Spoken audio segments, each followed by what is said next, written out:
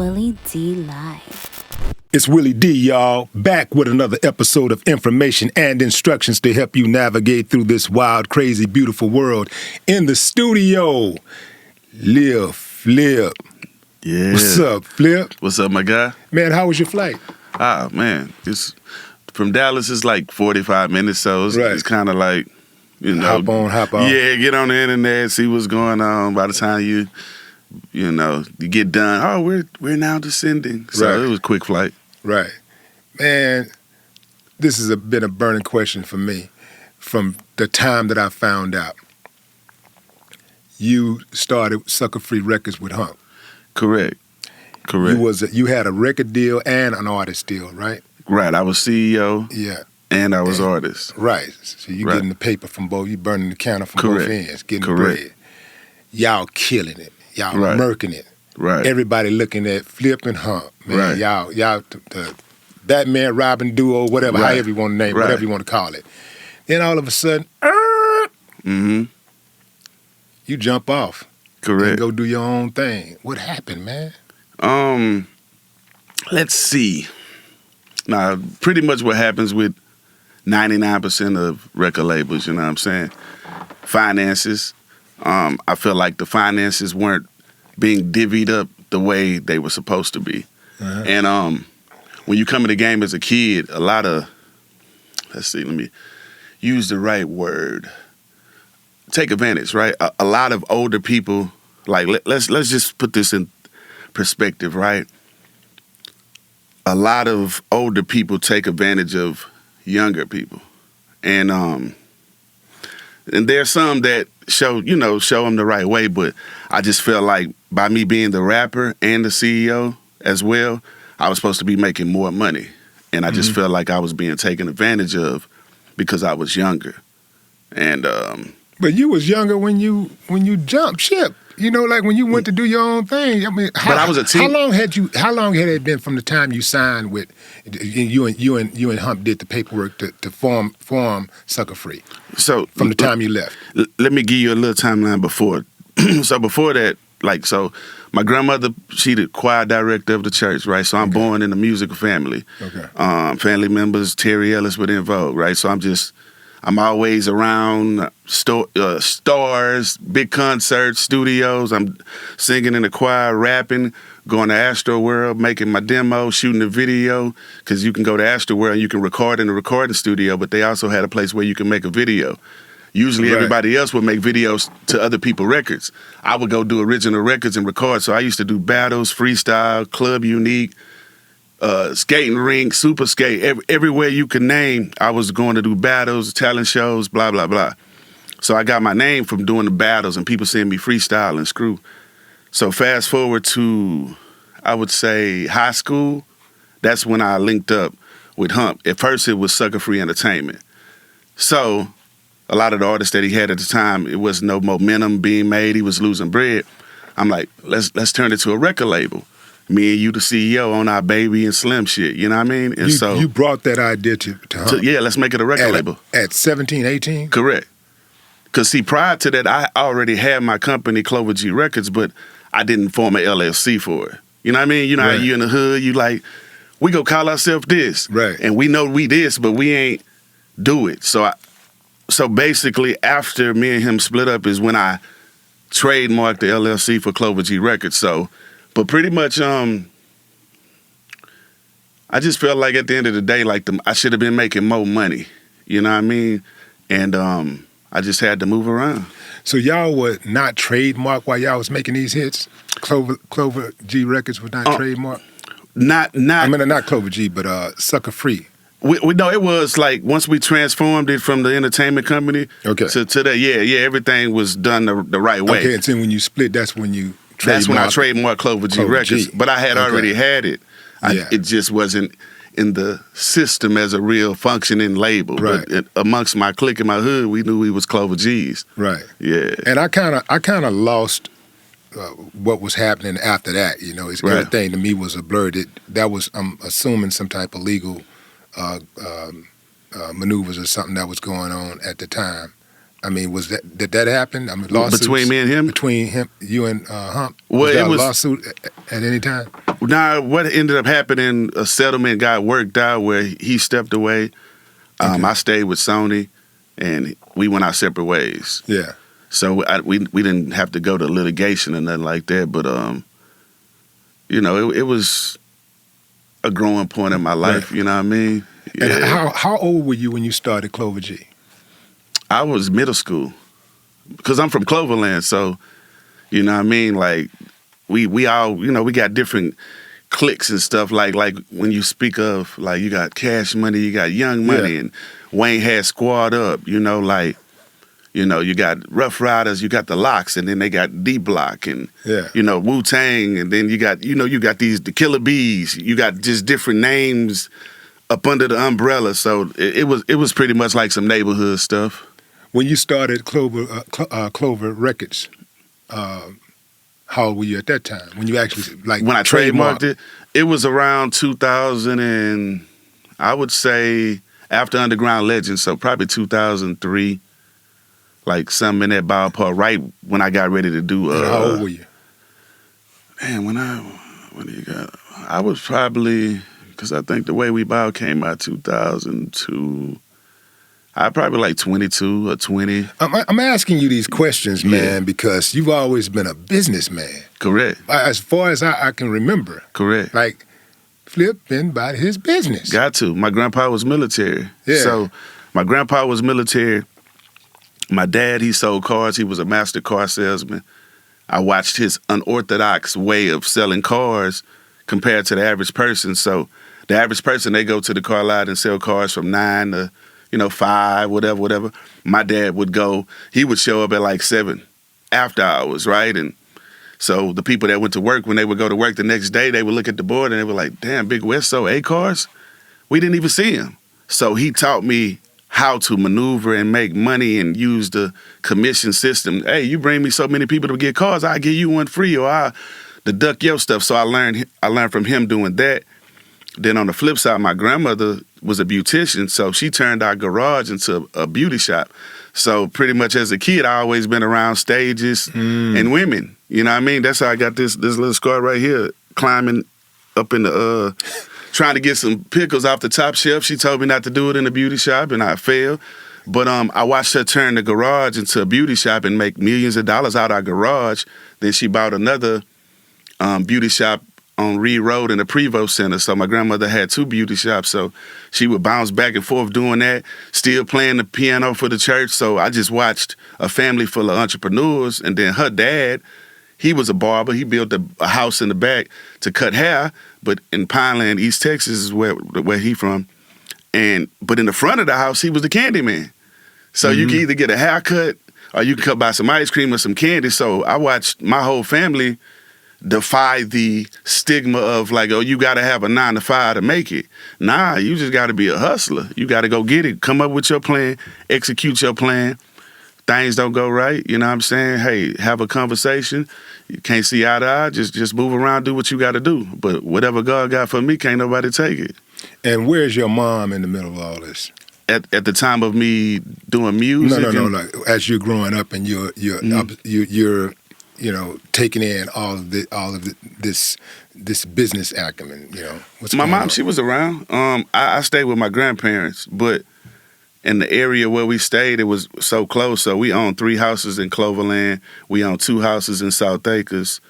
So my mom, she always kind of stayed in the radius, of where I was at. It was always 5 miles. My dad stayed literally down the street from where we stayed because my grandpa was into real estate as well. So, so she was around, supporting me and just, happy, putting me up on. If it wasn't for her, a lot of the music that was older than me, like, you know how it is, you got a big brother or you got an uncle, they go put you on some music. You like, so the Whitney Houstons and Sade's and the Gap Bands and the George Michaels and the Kenny G, Luther, Freddie Jackson, the Barges, just the whole plethora of music she put me on a lot of that stuff, and it was a perfect balance, man. And who's the disciplinary in the family? Your mom or your dad? My dad. Yeah, my mom. I don't think, man. She probably only spanked me like probably 3 times, 5, like that I can remember. So your dad is the disciplinarian, correct? And your mom is like more like just what she's nourishing. Correct. Okay. Yeah. Like taught me how to cook certain things. Put me up on a lot of movies. We used to watch movies together. Perfect mother. Like called me every 12 at 11:59 before my birthday, like March 2nd. You know what I'm saying? She go call me like right before March 3rd come and be like, happy birthday. So yeah, it was a balance, man. A great mother. Right. Yeah, rest in peace. Right. Rest in peace, man. What happened in what did that happen at in Atlanta? My two of my favorite groups, Bone Thugs and Harmony, and 3-6 Mafia. I heard you was out there. Yeah. It was LA. you saw you during the verses. Correct. That happened. Okay, they did that in LA. Yeah, we was in LA. Yeah, I know I watched it, but I couldn't remember that. They be doing it in LA, Atlanta, LA. But yeah, anyway, what the hell happened? What did you witness? Well, what had happened was, like literally, I was backstage getting ready to come out. So they was like, "Hey, we about to do Riding Spinner." So I was in like right in the back, and I'm like, "All right." And then I just hear like a whole bunch of noise and rambling, right? So I didn't see it. I just seen people like running, and it was just a lot of chaos, right? So I went back to the VIP. I was back there with A-Ball MJG. So they watching it on the stream. Ball phone is in real time, and MJG phone is like delayed by like 20 seconds or whatever. So I'm like, what happened? And he's like, man, I don't know. And then it was just like drama. Somebody threw a bottle and all this. This is all they were saying. And so I looked at it, but I just think it was just, I thought it was more so something like on some WWF shit, like just to get people more into it. So I don't think it was But it wasn't, though. They were serious. Yeah, I feel like it was a mixture of like, let me do something, just to goddamn make a moment or whatever the case may be, because they are cool at the end of the day. They figured out, basically it wasn't as worse that everybody thought it was. It was just like, some WWF shit. So.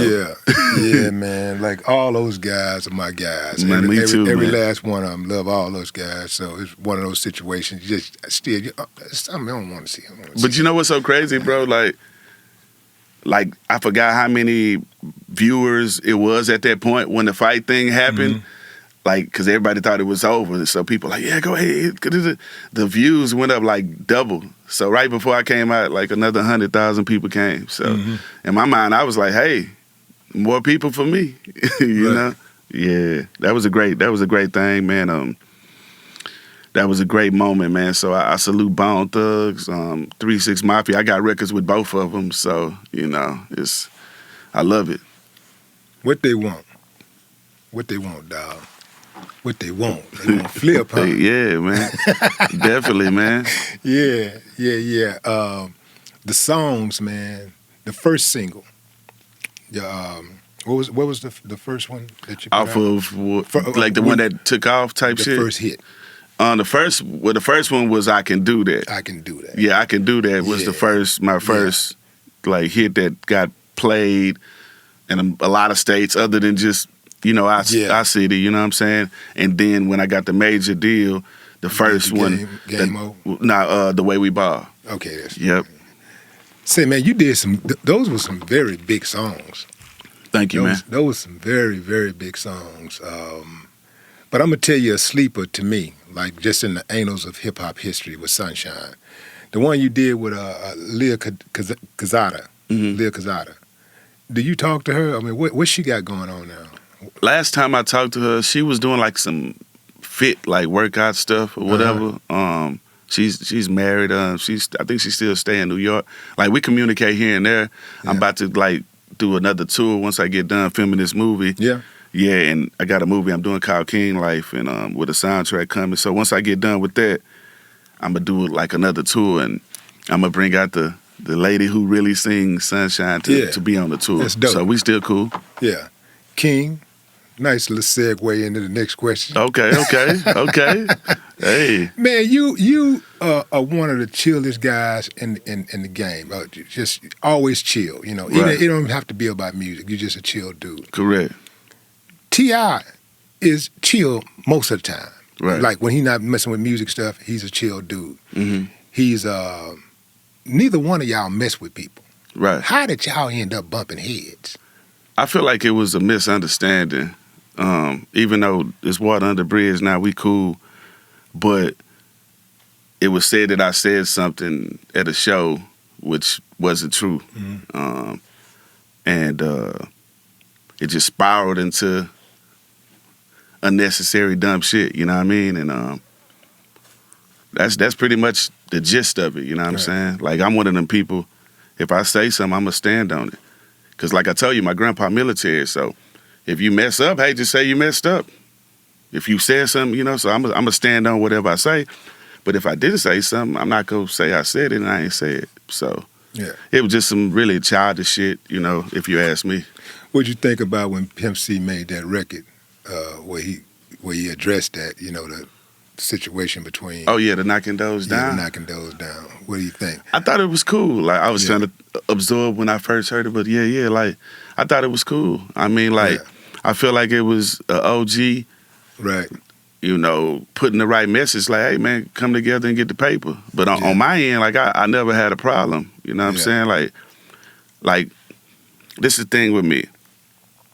I'm used to having money and attention and fame. Like, you go back to all my old yearbooks, I'm still wearing Versace. Before I blew up in the rap game, I'm used to, I told you I grew up in a beauty shop, so I'm used to entertaining, I'm used to being around women, so I don't love money. So for me, I'm not like pressed to be like, you know, on stage or blah, blah, blah. Like I've done that shit. Like I rode on floats because my grandpa worked at Maxwell House Coffee for like 35 years. So I used to be on the Thanksgiving parade floats, you know, with Marvin Zindler and all these different people. Rest in peace, Marvin Zindler. Mm-hmm. So I'm used to this shit. So, you know, I don't love money, bro. I don't love fame. Like, I'm going to get to where I need to go. I ain't finna do no weird shit. My dad also taught me, if you want to, you know, rise, you ain't got to step on nobody to get to where you got to go. So, you know, I just feel like at the end of the day, it was just more so immature. And me and him, we talked on the phone and moved past it, you know what I'm saying? So everything is kosher. Yeah. Are you going to put out any more books? Yeah. I'm working on one right now. That's crazy. Yeah. Can you share the name of it? Yeah. Well, I can't share the name because I ain't named it yet, but it is a book about relationships. Because my first book was Don't Let the Music Industry Fool You. Right. Put that out like 4 years ago. Well, 5 now. And now I'm working on a relationship book because one of my aliases, I call myself the Black Dr. Phil. I was raised by older people, not grandparents, so that's why I'm more laid back. I don't have to, you know, the toughest person ain't got to be the loudest, you know what I'm saying? And so I just feel like when you view life from different angles of people that are elderly and you see how they think, and first thing you learn about life, if your parents really guiding you the right way, you got to learn patience. So if you ain't got that, you don't even need to get in the industry or the streets because sometimes the money go be on time.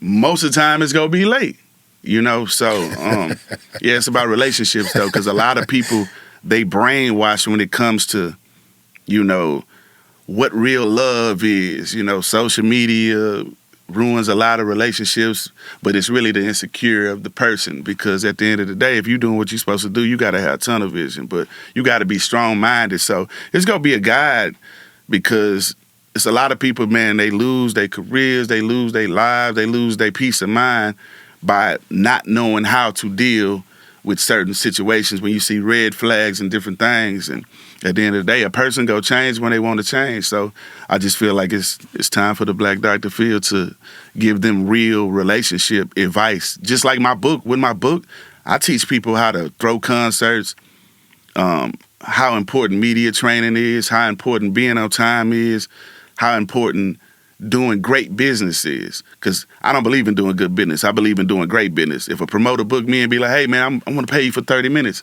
I'm going to give you like 35. I'm going to give you some extra if it's, if the time allows it. I'm going to take pictures with the fans. I'm going to sign the autographs. All right, everybody got what they need? Mission complete. We gone. You mentioned how some people don't know how to recognize real love. What is real love? I feel like real love is unconditional. Real love is a person that got your back, no matter whether you rich, you poor, you know what I mean? They got your back. And they not afraid to tell you if they feel you did something wrong, blase. Because I feel like if you don't tell your people the truth, you hurting them. So that go with, advice, or that go with being a musician, because as a rapper, for instance, we gonna always have homies that want to rap. And I care about my brand.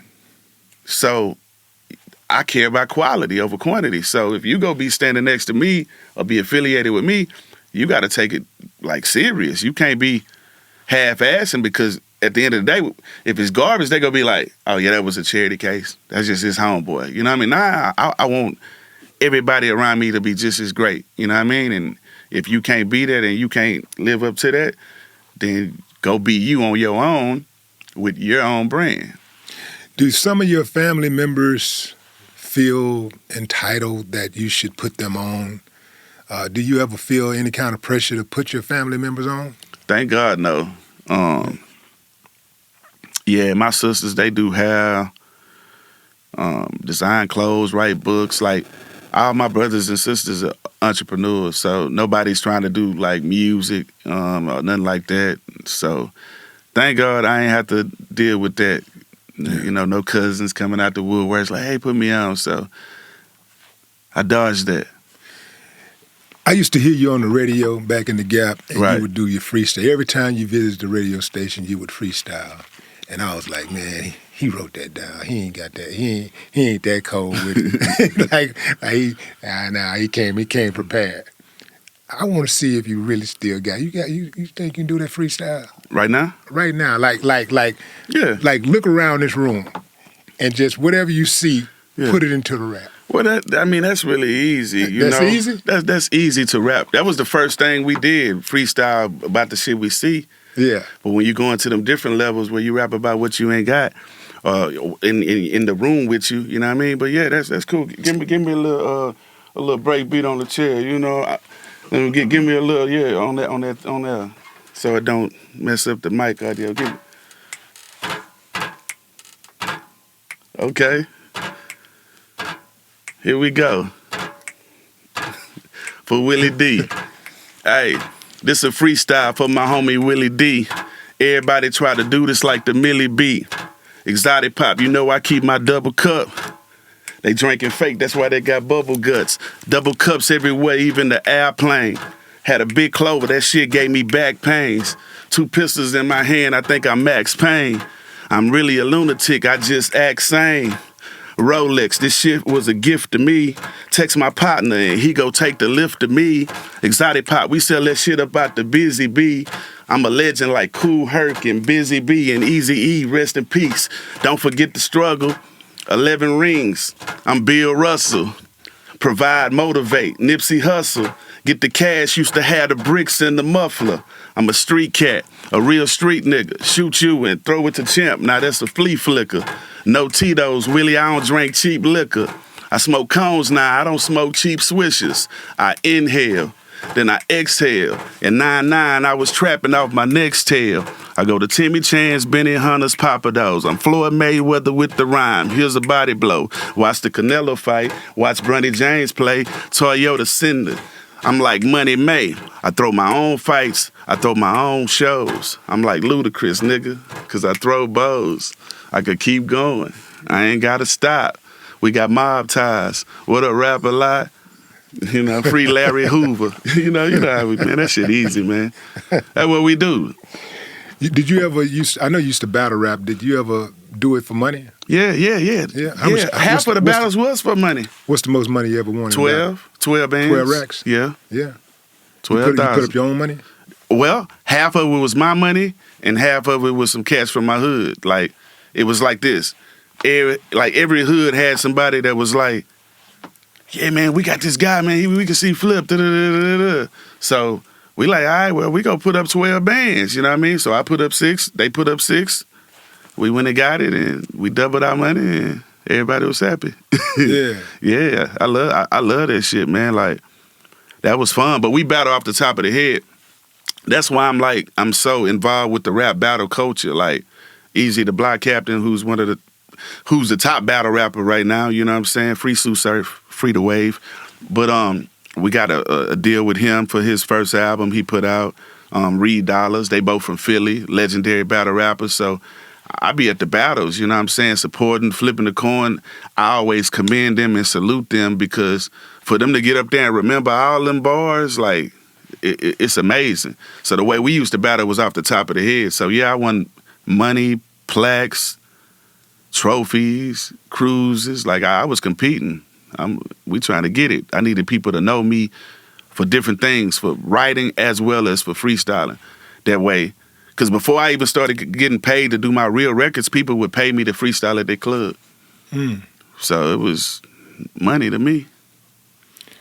Something else is money to you is that Exotic Pop Correct. company. That's something that you and Charleston got. Are y'all the only owners in that company? We got different owners, because Exotic Pop, it's like 4 different subsidiaries. You know what I mean? We got Pop Exotico, we got the Cool Cup Juice, we got Exotic Pop Music. So for different ones, we got different partners, you know, and different ones of them. Yeah. Right. And how well is it doing? It's doing great. We make music. How many states are y'all in? We in probably like 40. 40 states. Yeah, we about 40. Yeah. Yeah. And we worldwide, like internationally, like people ordered all over, and we getting ready to franchise and do like stores. We already got a store in L.A. on Melrose. We got one we building on Alameda. It's almost, you mean it's called Exotic Pop? Yeah, Exotic Pop. Y'all have an Exotic Pop store. Yeah, on Melrose. Yeah. Yes, sir. And another one coming on Alameda. Man, that's good. Thank you, man. That's good, man. That is, y'all gonna turn that thing into $1 billion business. Oh, that definitely.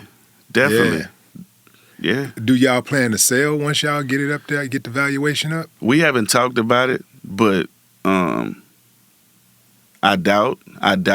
But I mean, the right money come, who knows? But if we do sell, you know, my stance would be, well, let's sell and keep some and keep a position to where the people won't just take it and, you know, do, you know what I mean, run it in the ground or what they need to do, because we built this, man, and we help a lot of the family members of the fallen legends like Big Mo,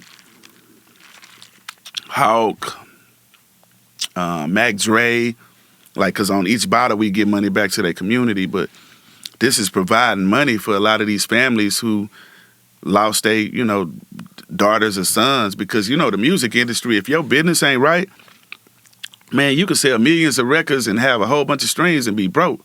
Mm-hmm. So it's a lot of artists that's out here that they really don't know what to do, you know. And so with Exotic Pop, we do a lot of stuff for the community. We got Exotic Pop Kids. We got water. Sauce Walker got his own water. We just did a deal with Peasy from Detroit. We got the dog water for the pets, you know, cleaner water for the pets. Energy, vitamins for the kids, you know what I mean? It's a whole balance, you know, stuff for the athletes, workout stuff with no sugar, you know what I'm saying? You know, we care about everybody, so it's like whatever you choose, we got something for you. Yeah. You have a large Hispanic fan base. Yeah. Was that before or after you did the song with Leah? Before. You already had that. Yeah. So did you intentionally go for an Hispanic singer to do that song? Nah. To cater to your Hispanic fan base? No, I actually didn't. That particular record, at the time, the lawyer I was dealing with at that time, they already had that record, and he was managing the producers of the record. Mm-hmm. So the hook was already on the beat, and kept trying to get me to rap to it, and I was just like I'm used to creating all my hooks and writing them for whoever go do them. So with that said, I was just kind of like it was cool. I just wasn't really feeling it because I'm used to, when you used to creating everything, picking all the beats, you just sometimes you could be stubborn. But what I did, I pretty much got done with the album, and that record, I played it again. I said, you know what? Let me play this for women in my family. So I played it for my mama, played it for my grandmother, and I'm like, what y'all think about this? I like it, baby. It's different. And my mom was like, it gives you like the Cali vibe, and I'm like, all right. My grandma and my mama like this. Well, they say love it. Your mama is saying it gives you the Cali vibes, like because how the little beat, dun, dun, dun, like it was that Cali like laid back, and that guitar lick. So they loved it, and I'm like, you know what? All right, they love it, and that was one of the best decisions I made, by not trying to do everything, because I'm used to doing everything. Mm-hmm. Like I'm used to writing the hooks, picking the beats, helping mix.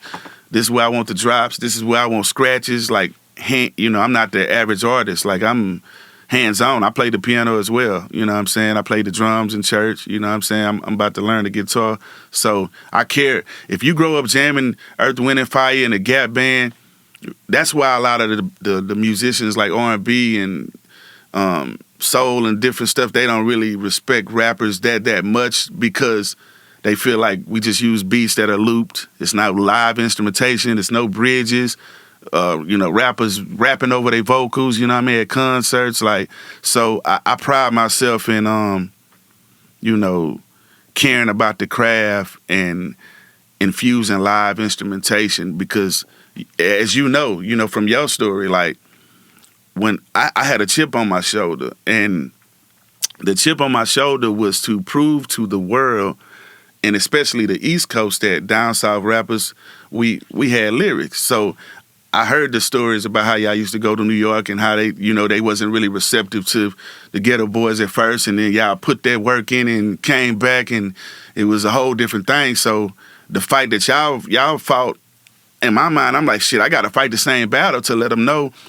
Because they look like they a lot of times they look at us, like the industry, mainly the East Coast, they look at down south rappers like we don't have lyrics, and we ABC rappers, and we only can rap about candy paint and popping trunks and the grill. So in my mind, I'm like, shit, I'm on that Ghetto Boy shit to where, I'm gonna make records about this and that. But like, if you go to my albums, like 90% of my albums is like about real life.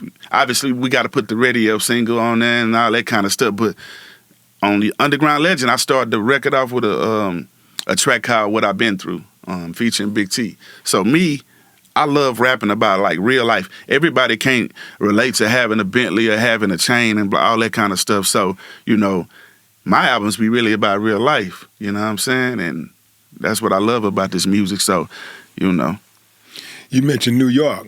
Yeah. Is that El Jefe album. El Jefe, yeah. El Jefe, right, Jefe. That's got like that New York, some of them beats.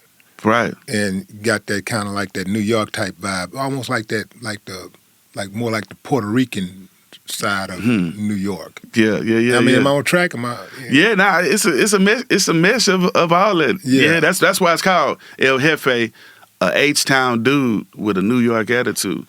So I'm from H-Town, but I hustle and I think like a New York cat. Yeah. I care about the bars. I care about the punchlines. So I'm not a sheep. You know what I'm saying? I'm a wolf, but I know how to play a sheep.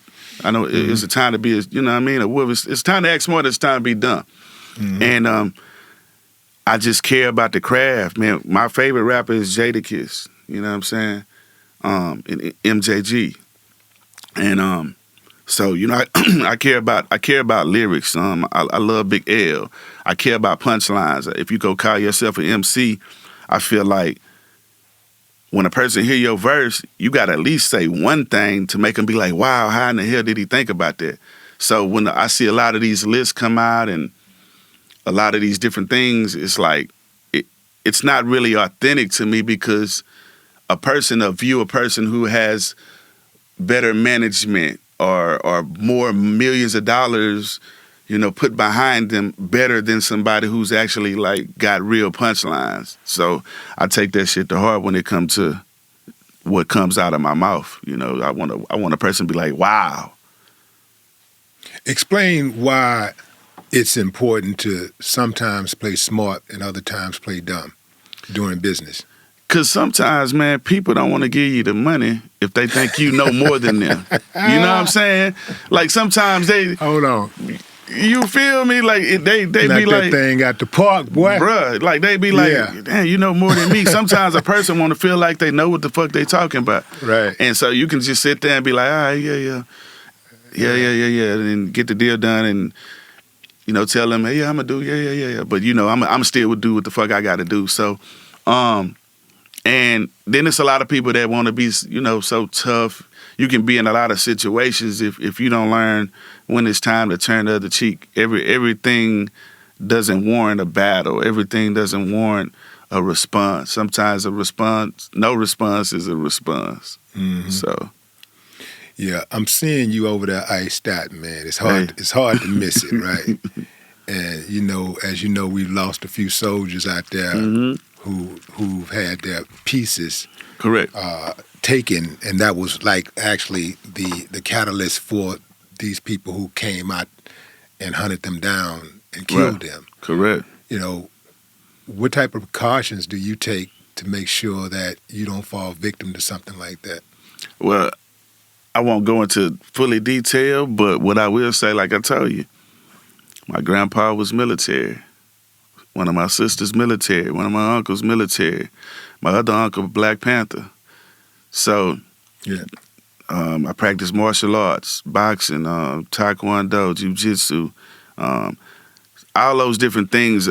Every sport I played, I was team captain, right? So I've always came from a mentality of being a thinker and thinking ahead and knowing how I got to move. And then, I also was in the streets as well. So I have a balance of being in the streets and being in the industry and knowing how to move and knowing how to maneuver. So I just respect the laws of the land and I just move the correct way. And read the room. Yeah. Because you can't wear that stuff everywhere. I don't care how tough you are. Yeah. You can't wear that. You can't wear it. Well, you can wear it everywhere if you got the right type of people, but I don't think it's wise to wear it everywhere. You know what I'm saying? Mm-hmm. Yeah, because if you got the right, them president type detail, man, you can wear what you want. Well, Reagan had presidential detail and they downed him. Remember when he got shot? Reagan got shot too? Yeah, they shot his ass. Oh, I ain't know Reagan got shot. I remember JFK, yeah. That's crazy. He got shot. That's crazy. His what's his name? His bodyguard took a bullet. I think. Let me. I'm trying to say that did Reagan actually get hit? Can y'all look that up for me? But I know they attempted. They put an attempt on his life. Yeah, but definitely. And that was an attempt on his life. Yeah, to the youngsters though, and the people that do wear it. Yeah, but I don't recommend you wear it everywhere. Yeah. It's a time and a place to do it. Is it smart to buy that type of jewelry? Can you get for what you pay for your jewelry? You got the kind of jewelry that you can get your money back if you wanted to switch out. Correct. Where you're not losing the money. Well, you gonna always lose a little bit, but I'm also a jeweler or whatever. So I got a jewelry shop in Austin. You a jeweler? Yeah. Goddamn, when you got into the jewelry business, man? I spent so much money with King Johnny. I got an opportunity to partner with a guy named TJ in Austin. And what? And so my shop is in Austin with him. And because King Johnny, my brother, so I didn't want to open nothing up in Houston to compete with my bro. So we in Austin. But once I started doing that and learning how to actually, weld and make grills and stuff like that, like grills, diamonds. I made some rings. I made my dad a ring. Actually me using the torch and all that shit. So when you learn the price of the diamonds and how much it really, really, really costs and all that, and you like, damn, I could just buy the gold and buy the stones, and it's actually a dope thing. But yeah, people do not wear that shit everywhere, man. You ain't got to wear your jewelry everywhere. And if you go wear your jewelry, maneuver with some licensed shooters. Right. Real life. Are you signing any other artists? Well, I'm at the phase now where I'm partnering up with artists. You know how everybody be like, yeah, this is my artist. Now I don't want a person to be up under me. I want you to stand next to me. Like I want to show you how to get your own LLC so you can I don't want to be your boss. I want to be your partner. And I'm also at the point where anybody I partner up with, they got to put some money on the table as well. Mm-hmm. I'm not going to fund everything because what I've learned, when a person got their money involved, they going to be more serious than, the others. So if we doing a radio campaign and we got to put up $15,000 to go in all these different markets and do shows and buy ads and all this, you need to put up half.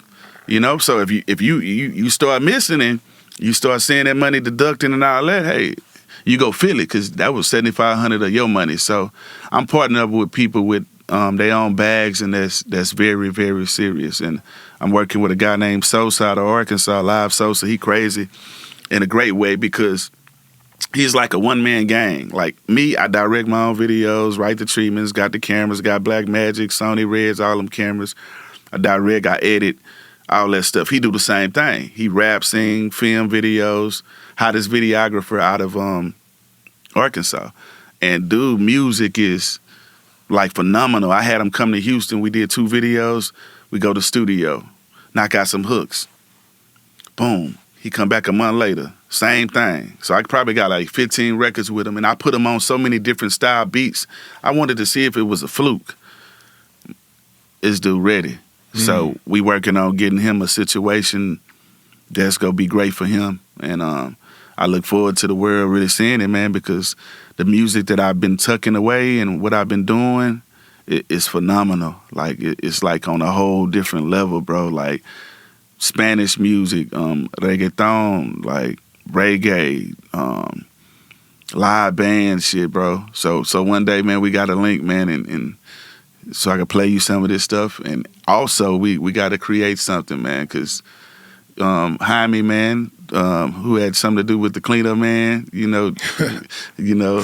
like he always spoke highly of you. And when I was working with him, because he produced Diamonds in Your Face for me and C-Note, so he always spoke highly of you, and you're a legend, and we appreciate what you contributed, to the game and all the things that y'all had to go through to make it better for my generation. So that's why I don't take it for granted, because now the youngsters are getting really, really, really paid, like way, way easier than we got paid. And before, you know what I mean? So I just want to salute you for what you did and the stuff that you had to endure for me to come after y'all and still be here. Appreciate that, man. No problem. I heard that, Memo just said that Reagan, he was shot. Damn, that's crazy. Yeah, so, they hit the president, Mm-hmm. Really, anybody can be hit, and that's what people need to understand. Right. Like, anybody can get it. I mean, like, anybody. So, it's important, to just move with good energy, I say. Because that's the one commonality that most of the guys that got downed had. It was around bad energy, And that can get your head knocked off real quick. Definitely. Did you go to Worthing? Graduated 1999. Worthing, right. I just designed the jerseys for Worthing. Yeah. I'm building a studio at Worthing. I got a program called Art Over Drugs, and we teach kids how to play instruments, act, and record and direct. So, I just designed the jerseys, man. They came out dope, man. So, shout out to Worthing and Principal Everett. Yeah, okay. I got to go there tomorrow for this thing with the kids, actually. That's dope. That's dope. Did you also go to Law Elementary and Woodson Middle School? So this is how my life worked out, which is one of the other reasons, beside me being a God-fearing man, of why I got to where I'm at. You can put me in a room with anybody and I can blend. So I went to J.J. Rose Elementary, which is in South Acres. I went there for a year. They told my grandparents I was too smart. So from there, I went to River Oaks Elementary in the Vanguard program. So elementary, I'm predominantly at a school with white people, some black people too, Latino as well. So I learned camera work, acting, speaking different languages, computers, just stuff that they wasn't teaching in the hood, you know what I mean? So I did that. From River Oaks, I went to Fondren Middle School. And I went there with Tulo, so free Tulo, my guy. So I went to middle school with Tulo at Fondren. So me and him was cool. We would always hang and chop it up, be writing, raps and chopping it up. And he'll tell me about how it was on the road when he was traveling with Face, performing Funky Little Brother, Funky Little Nigga, you know what I'm saying? And from there, I went to Worthing. So just imagine, you know what I'm saying? I went to River Oaks, then I went to the Wild Wild West, then I went to Worthing. So I've been on all 3 platforms of, so you put me in the room, I'ma thrive. You made a lot of money in the game. What's the smartest thing that you've invested in? Myself. Myself. Okay. I would say that definitely myself. What about a business? Well, yeah, that was second. That was coming second. Real estate and the businesses. I've learned, like, I soaked up the game, man, from my grandparents on, from the things I saw Jay Prince do. One of my aliases is Floyd Mayweather, so I also studied what Floyd Mayweather did. And if you look at that's why I call myself Floyd Mayweather, because my life is positioned just like Floyd. He was born into boxing. I was born into music. You know what I mean? This was the family business. I ain't had no choice. I had to sing in the choir. You know what I mean? My grandma, it wasn't like, do you want it? No, this is what we do. So I love music on a different level. I was doing it for God first, you know what I mean? And what Floyd did with his life and his career, paid his dues, signed with different people, had to work his way up, and got to the point where he's like, I want to control my destiny. And when you started seeing TMT on all them fights, that's when them 300, 750 millions and stuff, and him doing these different deals with people like Hugh Blow paying $2-3 million just to put it on the trunk. So when you get to that point where you know how to, what I call, me and my team, I'm like, you got to learn how to pimp yourself. Because if you don't, somebody else go do it. So I mimicked and patterned myself to do different things that I seen people around me that I look up to, and I do what I do. My next thing is to do the ranch, like Jay got the ranch and the Black Angus and selling the hay. So these different things, I manage fighters, I got boxers, MMA fighters, like I'm in. Man, where in the hell are you finding time to do all this stuff, man? Man, it's 24 hours in a day, and you got to learn how to delegate. Once you get that shit running, find somebody who you can trust to fill in for you, and then that frees me up to be doing something else. Now, do you micromanage? I micro and macro. But some people I don't have to do the micro. Okay. But I do the occasional pop-up, say, let me see the books. Hey, let's ask a few questions, just to figure out what's going on. But I operate off energy, man, and I'm blessed to say at this point, all the people that I got around me, I can trust them, and I know they go do the right thing. And I also have a system. Because if you can't trust people, have a system and trust the system. Yeah. Well, I think even if you can trust people, the system should be in place. Definitely. It just the system also protects you long term, because you could have somebody that you trust, and they could be not doing the business the wrong way. Correct. And at the end of the day, it's your business, so any type of liability is going to fall on you. Correct. And next thing you know, you're out of business or you're in jail. Correct. Because somebody is handling your business the wrong way. So I think it's important to have that system in place. I agree. No matter what. I agree. What's the dumbest thing you've ever invested in? Man, it might sound funny, but other people. The wrong other people. You know what I mean? Okay. But other people. Because if you don't have the passion or the love for music, which is the business that I'm mainly in, you not gonna really care if your track ain't mixed right. You not gonna really care about showing up or your image. A lot of people, they more concerned with popping perks and smoking Zy and they won't even invest in their image. You know what I mean? Like fixing your teeth. You know what I mean? Like it's people that smoke thousands of dollars of weed every fucking month, and they won't even go fix their teeth.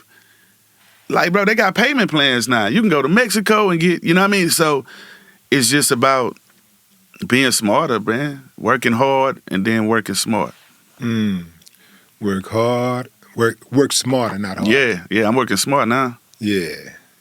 My hard work over. But Right. the hours that I work, to the average person, they go look at it like it's hard work. But it's not. It's a blessing for me to be able to use my voice and make words rhyme and get paid. There's a lot of people talk all day, they don't get paid shit. So I don't take it for granted. I still hustle like I ain't got nothing. And that's what Jay Prince told me. If you can count your money, you ain't got enough. So What's going on with Clover Footwear? well, I'm about to do some shoes, but what I did, I put the Clover G football that shit on hold because my phrase is I'm bringing jerseys back. So I partnered up with a company out of Baltimore they call Tunnel Vision. That's who I help. Like when I designed the jerseys with Worthing, I had them press them up and, tweak some things. So I'm about to put a lot of my paintings, album covers, art, I'm about to bring jerseys back, and it's about to be some real dope, different, affordable stuff, man. And so, yeah, I'm focusing on the jerseys right now. I'm bringing them back. Yeah. What business? Some tells me that it's at least another 10 businesses or something that you're involved in. Man. But what else you got going on, man? I know you got something else going on. Tattoo shop in San Antonio called Time Bomb. You got a tattoo shop. Yeah. Yeah, it's been out there like 15 I'm laughing, years. but this is beautiful, man. Yeah. I love the grind, man, and I hope that the people understand that this is more like it's more like actually a proud laughter, because I love the hustle. I love to see us getting it, like getting it, get it, and take advantage of it, while you're hot, Right. and while you can. Correct.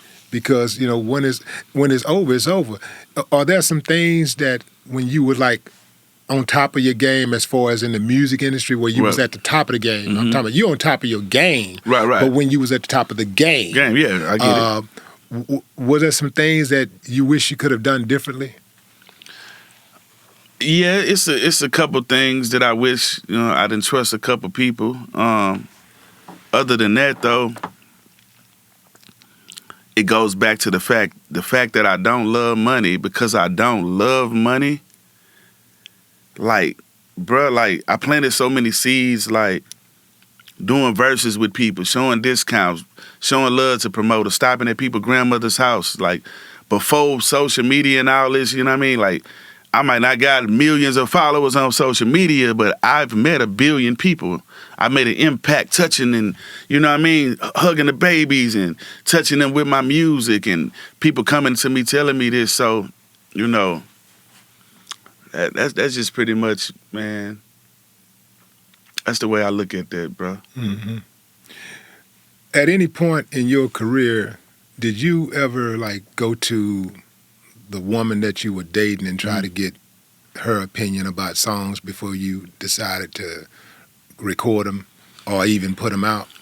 I probably did that a couple times, but for the most part, like, when you so confident in what you do, like, you'll just play this shit and sometimes it's even better just to play it and just kind of like absorb the energy of the room and be like, okay, they bobbing their head, okay, they, But yeah, I've done it a few times. Yeah. My kid's mother, she was, heavy in the church and stuff like that. And if I played my music for her and she didn't like it, I knew it was good. Straight up. I would take it. I would go and make sure. Let me see if she liked it. She didn't like it. Yeah. I said, yeah, this is good. I'm gonna run with this. Man. What song do you feel like that you've made that you wish you hadn't made that people really know? It's a song that you're like, man, I don't know if I would make that type of song today. Mm-hmm. I wish I had not made that song. Man, I don't have that when it comes to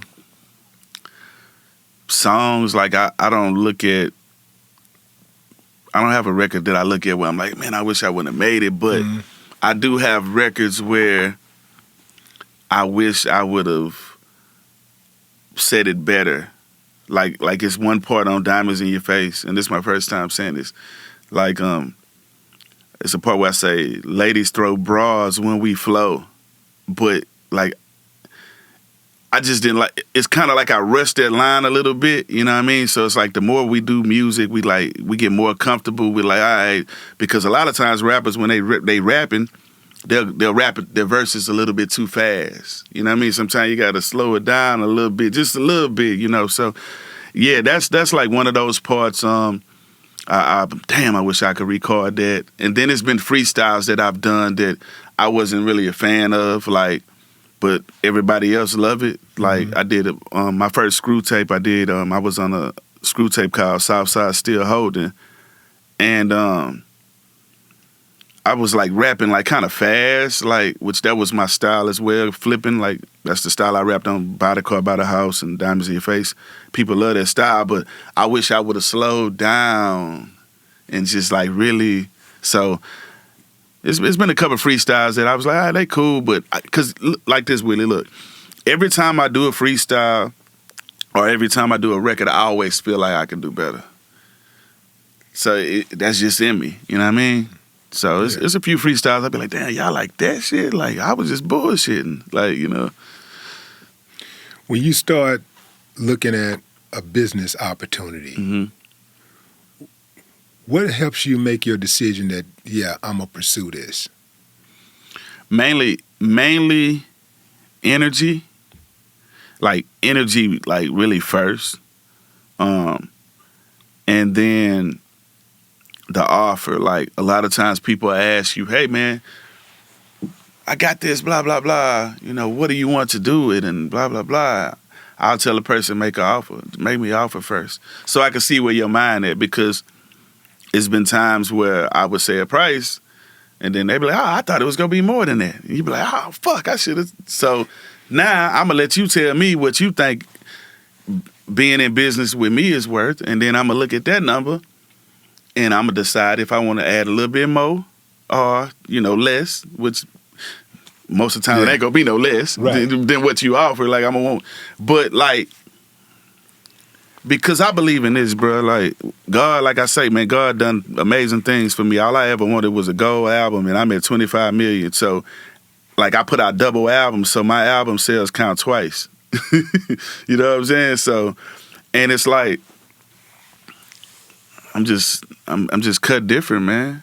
I'm cut different, man, with this. I've seen it happen, like, hey, promoter, I want a show. Hey, man, how far I got to drive? Oh, it's 5 hours away. All right, give me 8,000. Man, I ain't got 8,000. I got 6,500. All right, I'm going to take that. Hey, go find me some features. Set up some after parties. Boom. Get in town. Boom, boom, boom. Get the features. All right, here go your commission. You brought it to the table. Thank you. Boom, boom, boom. I end up leaving with 12 racks.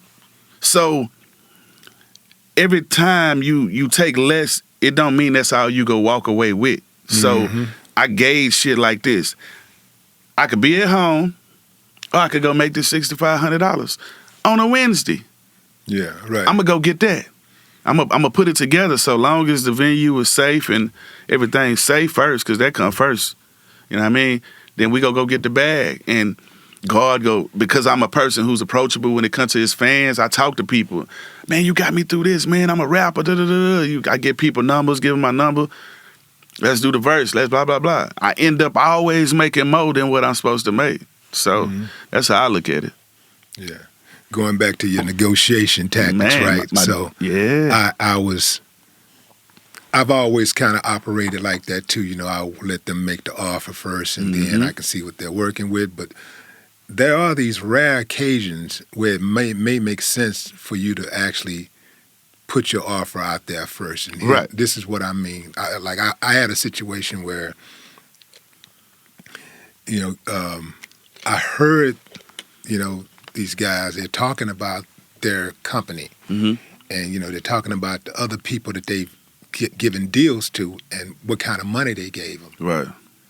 And these are celebrities. And I'm like, well, you know, that's cool, but, you know, and it was like really like lowball numbers, right?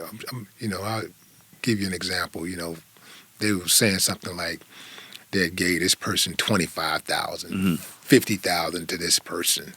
You know, they gave this person, you know, 75,000. But I ain't hear no millions, no nothing. I ain't hear none of that talking. But I knew what I was bringing to the table. You know, I know. So I was like, I want $1 million up front. You know, I want that in advance. I want the $1 million advance. And I want some partnership. Right. Oh, I don't know if I'll be able to do that. Oh, well, you know, just, you know, I got to talk to my partner. Well, y'all go and talk. Yeah. You know, talk, get back with me, man, you know.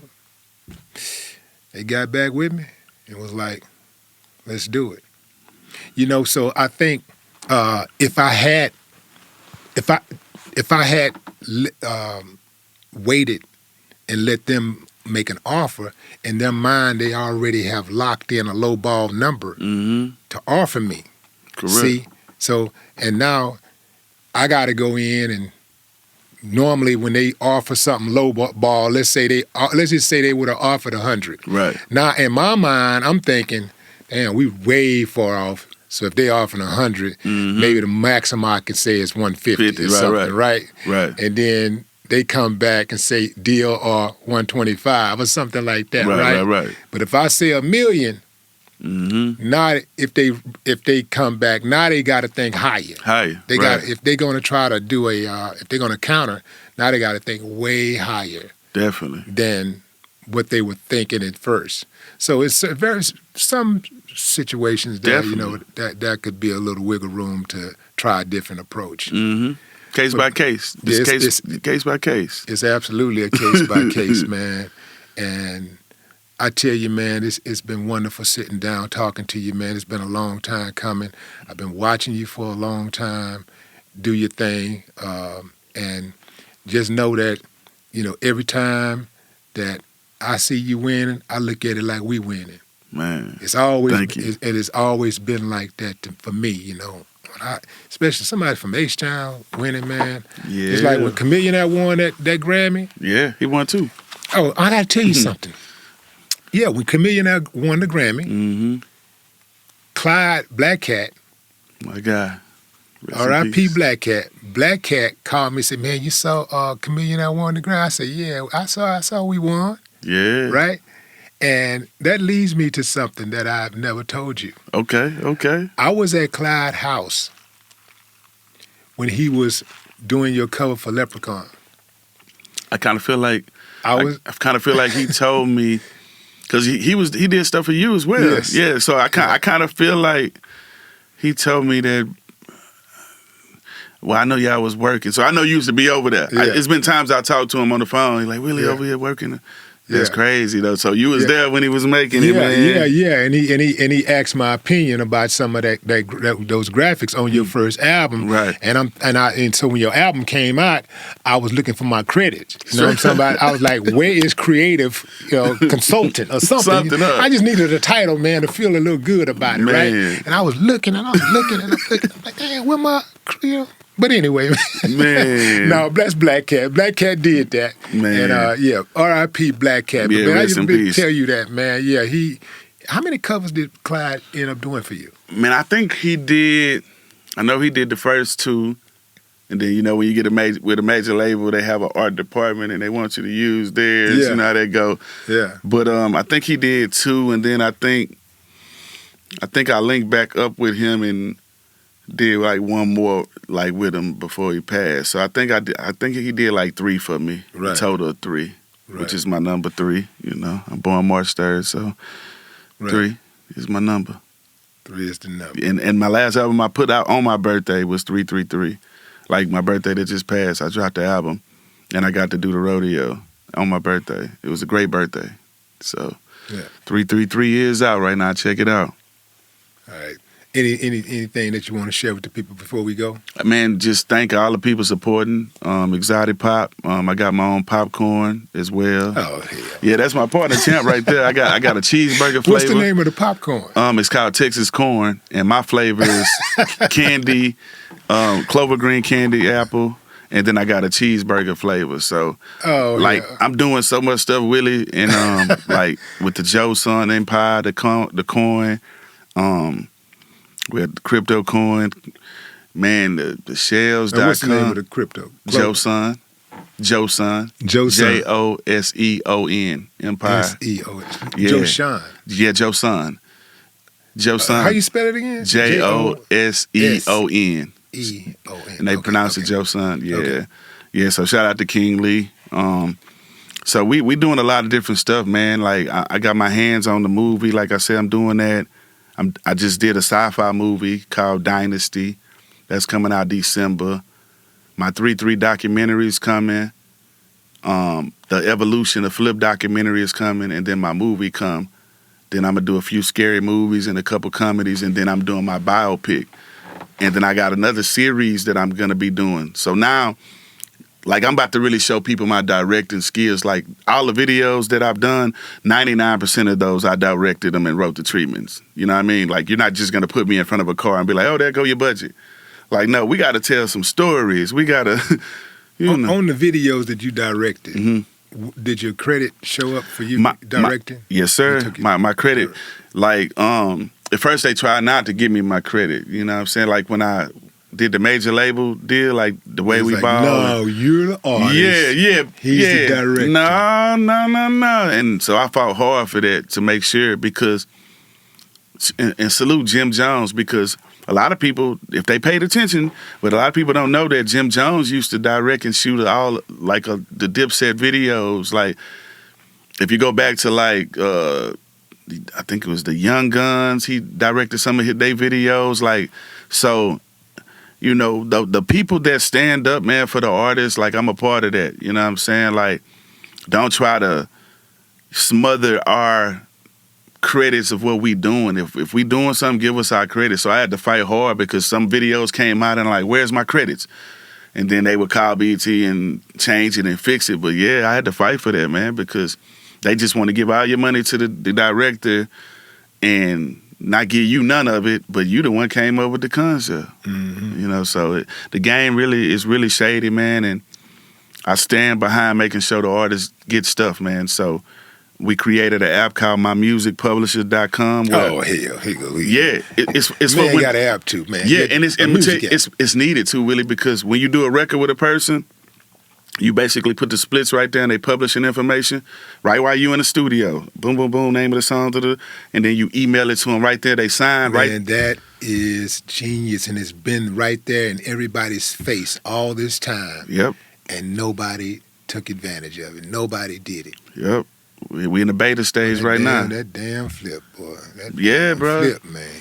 Flip Mayweather. Hey, I'm on it, bro. How many aliases you have? A lot, Mr. Do Like you know a how Pimp. many? Have you ever counted them? I haven't, but it's about 80. I don't know who got the most aliases, you or Zero. Man, y'all that's did my an brother. album together. Y'all did the Kings of the Kings South. of the South. We got album. part 2 coming. Part 2 coming. When is that We gonna don't have happen? a date because But that's been on hold, man, for like what, 8 years, 9? Man, 15 9? years. The first one came out like 16. It came out in 2004. Yeah, but y'all started talking about doing a part 2 when? Right after? We started talking it about was like, probably about 8 years ago. We started because the fans keep I thought asking. it was like 14. In 2014, y'all started talking about doing a part 2. Yeah, but we started working on it, man. We really done. We got enough records, but we strategically doing it, man. Like I say, I put out 333 0 on 2 records on there, and then I'm letting him executive produce my next album, which is called Word and Wesley. So I put out Funge and Flip. I put out an album called Funge and Flip last year. That single was God Got Us All, my first gospel record like that I done and put out. So that was a great record. And shout out to Terry 97.9 for playing it. So he got God of War coming. I got Word and Wesley coming. So it's all we putting the pieces to the puzzle. But the great thing about it is we dictate the pace. So we got more stuff coming for the fans. It's all gonna happen. It's already happening, man. It Ladies and gentlemen, Lil Flip. Thank you, man. Thank you for having me, bro. My man, Lil Flip. No more talk. Yiddy. Yeah.